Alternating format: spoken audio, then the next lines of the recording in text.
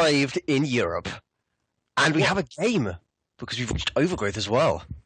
Yes. And yes, it's going to be a pretty good one. It's going to be a ZVZ, and the two Zergs are your winners from the previous two series. In the bottom left-hand corner, representing Cascade.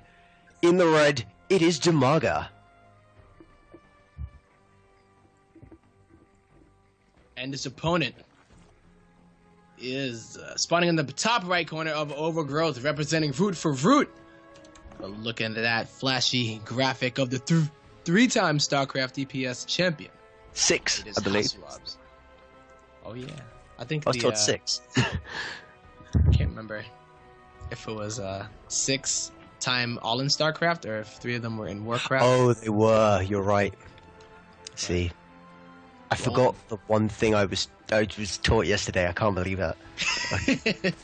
I managed to. I screwed you up though because I said 6 even in the beginning, and then I said 3-time StarCraft, and then it. Yeah, man.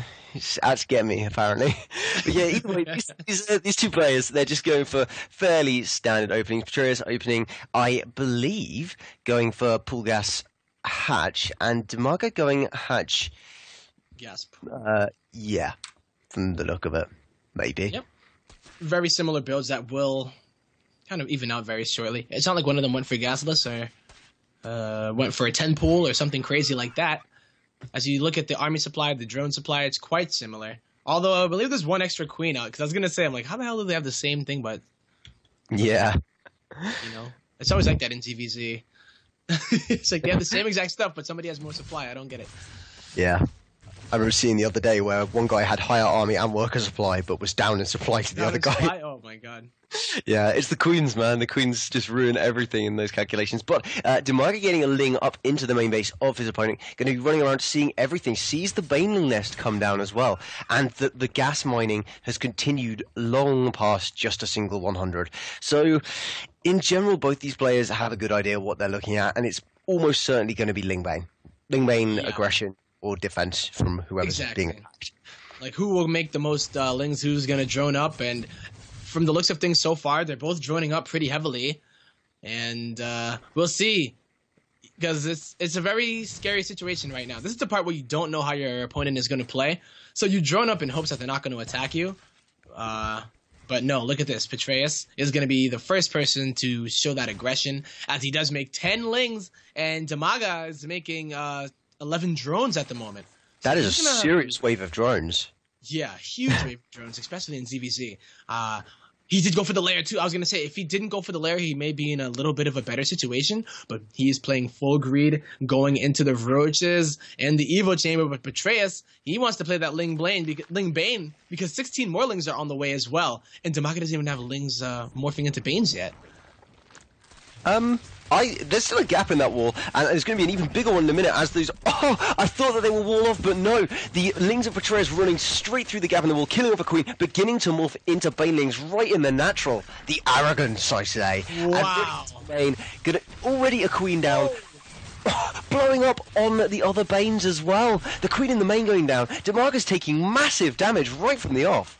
He is, but he has a drone to spare, so if he's able to hold here without dying, then he's going to have that tech advantage with the lair, but he hasn't been able to utilize it too much. And you say that, Tempo, but actually he's lost so many to this attack. DIMAGA down to 16 workers to the 30 of Petraeus. This game could be over before it even begins. Yeah, that was it right there. Those Baneling hits hitting all of those drones is going to be the nail in the coffin, because now, even if he stabilizes here, he is down by 12 drones. Petraeus is not even letting up.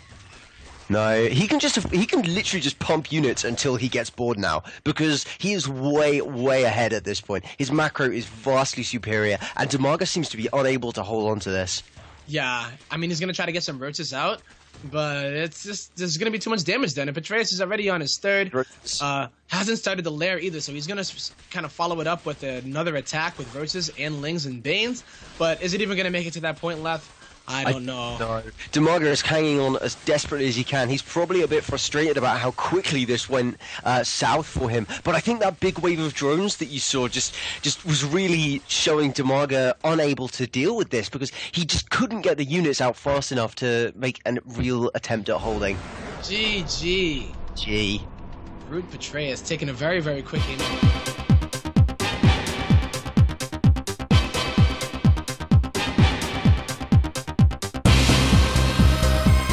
Welcome back, ladies and gentlemen, to game number 2. This is the ASL Prime League Group E. And this player here is up 1, and if he does win this game, he will be able to go to sleep. It is representing Root Gaming, the Yellow Zerg Petraeus. And isn't that just the greatest prize of all? It is, right? Yeah, it's nice to end the day with a victory. But looking, I think, just to end the day, over on the other side of the map, in the red, from Team Cascade, it is DIMAGA. Hey, Lef. So, did you know that Hasuabs is the 6-time EPS champion? I did know that after some debate. I feel like it's obligatory to mention that every time that anybody with the EPS clan tag is in a game, no matter what. That spinning picture is just so bright. He's so happy. Look at how big that trophy is, man. That is a really sizable trophy. And EPS is a very sizable tournament over in Germany, I believe. Mm-hmm. I mean, I literally learned about it yesterday, but apparently it's something I should know about already. Yeah. Mini-Riz will definitely let you know about that. And if you ever watch a stream, he will never let you forget it. That Hasuabs is the 6-time EPS champion. Let's just call it the Hasuabs champion, because it's his tournament. Just change his name, or change the tournament's name to the Hasu Cup. Exactly. But it is going to be another ZVZ here. Neither of them did race change, although DIMAGA did select Terran for a little bit, but showed that he wasn't going to go ahead and continue that. And any differences here, I don't see anything crazy. Petraeus opening up with that gasless build as DIMAGA, doing exactly what he did last time, as far as I'm concerned. No gas for Petraeus this time. That is different, but like surprised to see that, because I had a feeling that he was going to go for a gas build almost every time in this matchup, and having not done that, it does leave him with a little bit of risk. And DIMAGA knows exactly where he is. He's got the Overlords in the right position. So that does leave Petraeus at a bit of a disadvantage should DIMAGA decide to put any aggression. Ooh. And I think we might see some. There's a very quick evolution chamber here. And I think this might have been pool first, actually, from DIMAGA. I've seen a build that is like this, where you do drop that Evo chamber after getting speed, and then you got the +1 carapace in order to deal with Ling Bane. But doesn't look like Petraeus is going for Ling Bane at the moment. If Petraeus does a build that I know him for, he will get speed with his first 100 gas, and then go into roaches after that. I'd be surprised to see anything but speed with the first 100 gas. But some players have been going for greedy things like fast lair. It'd be a surprise to me. Actually, yeah, he's just going for roach foreign. Right into the roaches. Has he scouted, though? I don't think he has. He sees the Evo chamber. Yeah, he has seen it. So yeah, he ran a Ling up. Safe route. He got a Ling up the top. He saw everything, and that's why I think he's... Well, no, he's getting speed. There you go. So he's getting speed. You called it. Nail on the head, man. Nail on the head. Didn't hit my finger on that one. You know, that's very painful if you ever have done that. Oh, drone is going to go down. But you know what? I'm looking at what DIMAGA is doing here, and this is a little different. You know, he's got the Roach Warren. He went for that +1 attack on it for the range, and then into lair, and then drone. So I was a little bit nervous for Petraeus. I was wondering if he was going to go for some kind of crazy Ling all-in with Carapace or something. But, getting into the main, I was going to say that Petraeus did not decide to go for Ling Bane. He went gasless, and I don't think he would have had much success had he gone for like a Ling Flood. Yeah, I absolutely agree. I'm also thinking that these Lings are going to be very difficult to catch. DIMAGA's going to have free reign all the way around this, and the Queens are going to be the primary deterrent, but he's just going to run in and attempt to snipe a couple of drones. Does he? He doesn't get it! Oh! That was quite surprising, to be honest. Really thought that was going to be a kill. And Petraeus' Lings, as Speed's about to finish, are just moving up the ramp to see what they can see on the other side of the map. Speed a little bit... few seconds away, and scouts the third too. Very important, as he takes a third of his own, knows that DIMAGA is going to be going for that third, but he gets a good surround here. I don't think it's going to be... No, it is going to be enough. Kills those 3, and there's more coming out as well. This third base could be forfeit for DIMAGA as he builds extra units in a desperate attempt to save that base that's building. I really think that Petraeus has a good chance of taking this out now. He's going right for it, and if he does, he's going to be significantly ahead, as he is There going it for pretty is. much the same thing, and it gets canceled. DIMAGA loses the third, and Petraeus is well aware of that and his position in this game, so he's probably not going to get it too greedy, because why should you try to drone up your third when you just realize that your opponent isn't going to be mining from a third for quite a bit and has nothing to make but units? Yeah, got to be super, super careful. Although, actually, we do see DIMAGA just re-expand to that third base. He did get the cancel off, so he didn't lose too many resources, but the drone was killed off, so a bit of a delay on that, and it's allowed Petraeus' own third base to finish. And that is, I think, where DIMAGA is going to be focusing his next wave of aggression. He's sending some roaches across the map, and Petraeus is actually pretty ready, I got to say. He got units ready to receive this. That level of forethought is extremely good in keeping bases. Yeah, he's actually squeezing in a few drones here, so trying to push his advantage even farther. Roach speed has finished right now, and there are less roaches for DIMAGA here, and oh no, he's going to lose all of his roaches, and that means no momentum to put pressure onto Petraeus' third. No, and the roaches having to run back against those speed roaches, it's so difficult. Petraeus has total control over when he engages his opponent, and only an upgrade advantage is the favor for DIMAGA. Yep. He does have that upgrade advantage. He's invested into +2, which means he will have a few less roaches, but when that upgrade does finish, he will be able to take a favorable engagement if he does have the amount of roaches that he needs. But with not having that third up, I'm a little bit nervous for DIMAGA because he's lacking that larva to make more units, while Petraeus is just squeezing out even more drones, and DIMAGA's third is just now completed. It's a pretty tenuous position that DIMAGA has here, and I particularly like the decision. Oh no, see, he moved on to the Overlords, but good positioning by DIMAGA's Overlords means that he can be ready and waiting for any roach attack that should come out of his opponent. But behind this, we're just seeing little bits of droning. Petraeus droning out gradually, saturating that third base, getting himself in a position where he can maybe tech switch, maybe just outmass his opponent, just playing really nice and smooth. DIMAGA is building 10 drones. There we go, yeah.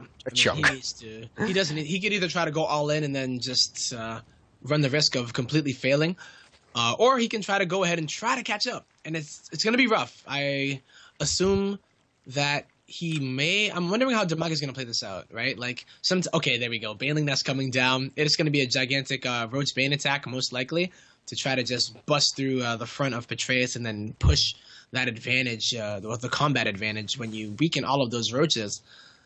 And Petraeus is. Oh, I like this, though, from Petraeus. Getting burrow and the burrow speed, or burrow movement, rather. Two different styles, and we see this happen all the time in ZVZ. Yeah, it's not often you see straight roach versus burrow roach, though, and I have to say, it's kind of hard to call, because burrow roach doesn't have quite as much firing potential, but it does have the heals and the ability to pull back. It's like a really slow blink stalker versus regular stalker. And because of that lost firing time, it's possible for the non-burrow player to get an advantage. But because of those heals and because of those savings, it's possible for the burrow player to get an advantage. And it adds a really interesting dynamic to the matchup. Yeah, the biggest dynamic that it adds is it plays kind of like a guerrilla tactic, role where the burrow player will continue to just sniping bases, sniping drones, counterattacking, very, very counterattack focused, instead of ever trying to just really engage. And then eventually you can go into the base race, or you can whittle down the roaches that try to defend, and then eventually have an economic advantage where you can remax and just blow your opponent up. So we'll see if that is going to be the case. Burrowing right in front of those overlords. And in me, that was at best a brave move, and at worst a bit silly. But Petraeus just going, "Yep, I've got burrow. Here, look at it," and immediately burrows. For some reason, DIMAGA not surprised to see those roaches in his mineral line. And whoa, where did they come from? Yeah.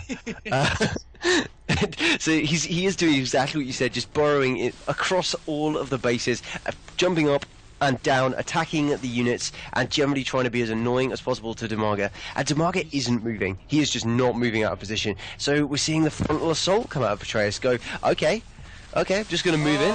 My thing. DIMAGA, though, not actually attacking. Oh my god, a lot of his roads are on the top of that ramp, and that may be just enough time for Petraeus to get this advantage. Oh, I think DIMAGA could have taken this force fairly easily, but he's losing drones in his main, and he's cleaned up the drone. Well, he's cleaned up the roaches in his third. But he lost quite a few drones there. He's only down to 43. He's lost 10 workers. In general, this is just Petraeus being super annoying. He can attack on way more fronts than his opponent can, just by virtue of the mobility that Burrow has given him. And he's trying to make it work. He's trying to be as annoying as possible. But if we look at the supplies, all of these lost drones, DIMAGA's just gone, okay, well, I will remake all of the lost supply and roaches. See how you like that? Yeah, that's exactly what he is going to do. I'm surprised he didn't utilize the banelings or anything yet. He hasn't had the chance to. He's down in supply, well, at least worker supply. So his army's going to be great, and this would be the perfect chance to try to get those banelings out and go for the Roach Bane attack and just overwhelm Petraeus. But I mean, Petraeus' bank is looking pretty healthy. He's taking a 4th. He's on equal upgrades. Actually, no, he doesn't have that one armor, but here comes an engagement here, and this is Roach on Roach. I think DIMAGA has a pretty nice advantage here with his upgrades as well as his Roach numbers. And remember that evened out the upgrades, but the thing is, the army supply of DIMAGA is just so high. It was at 160 at the start of the fight, still at 140 at this point, and Petraeus is trying to remax on his roaches, and that I think might be where DIMAGA falls down, because he doesn't have that remax potential that his opponent does. And if Petraeus, with his defender's advantage, with his consistent roach remaxing, takes good fights all the way through this, I think he might be able to win out in the war of attrition that is Roach Wars. Yeah, and there it goes, another attack here. DIMAGA making lings, though he would love those to be banelings. I was going to say that DIMAGA had one more big attack left in him, and it would have been nice if he did use the banelings with it, but he's just going for the brute force. Equal upgrades. Petraeus has slightly a better concave, but he also has the defender's advantage. A lot of roaches coming out here for Petraeus, but both players losing quite a bit. Equal army supply, but a lot of that army supply as well for DIMAGA is going to be in lings, but he's pushing it back. Is the defender's advantage going to be enough here? There's actually been a contaminate on that Evo chamber, so the upgrades is going to be significantly behind. I like it. It's cheeky.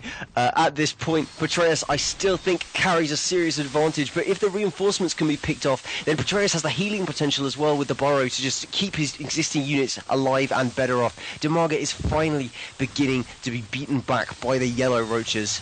Oh, but it is so close that the defender's advantage is too strong, and Petraeus is going to be able to clean this force up and most likely taking the series 2-0. EPS. Kasuabs, man. Channeling. Yeah. Six-time EPS champion. Well, congratulations to Petraeus, the first player to advance from the group tonight. That's Group E.